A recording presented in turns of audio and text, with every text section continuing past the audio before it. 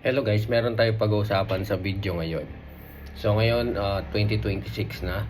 And ang question natin is, worth it pa ba maging technician sa panahon ngayon? Okay, for example, you are, kumbaga, zero knowledge pa lang. Mag-aaral pa lang regarding dito sa pagre-repair. Either laptop technician or cellphone technician, okay? So kung worth it pa ba? So ngayon, o kung nagdi-decide ka kung gusto mo ba ituloy o hindi na. Okay, pag-usapan natin at ang masasabi ko dyan guys is worth it pa rin, okay? Kahit 2026 na. Pero ang magiging ano mo lang, disadvantage, marami nang nauna sa'yo before. Okay, so madaling salita sa market, sa competition, marami ka ng kalaban. So ngayon, nasa iyo yan, anong gagawin mong strategy, paano mo i-market yung sarili mo kahit newbie ka pa lang, kahit meron ng may magagaling, may mga skill sa yung nauna. So ngayon, nasa iyan kung anong gagawin mong strategy. Kumbaga, sa pagandahan ng repair, pabilisan ng repair, nasa iyo. Okay? Sa quality, sa pricing. Okay? So ngayon,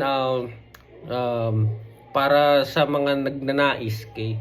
So ang paalala ko lang is, huwag kayong magiging price dumper, okay? So marami kasi mga technician na talagang napakababa ng presyo ng singilan. So kasi kapag ginawa nyo rin yon, hindi kayo magtatagal sa industry, okay? So better to protect our industry. Yung pricing kailangan worth it, hindi yung pababa ng pababa, okay? Yung parang the more na tumatagal, lalong bumababa. So hindi pwede ang customer ang masusunod sa presyo. Kailangan yung presyo nyo kasi skill yan, okay? So ngayon, kung basic repair pa lang naman ang gustong pagtuunan, wala naman din problema yon. So maganda is nakapagsisimula ka na. Kung sa cellphone, palit LCD, charging pin, yung mga basic, so walang problema, okay? So gandahan nyo yung paggagawa nyo.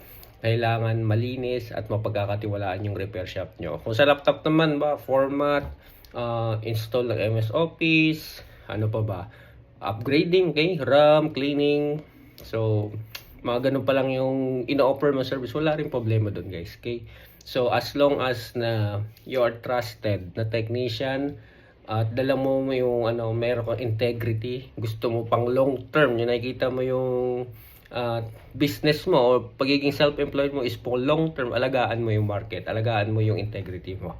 So okay, so ayun lang naman at good luck sa lahat ng mga nagnanais maging technician ngayong taong 2026.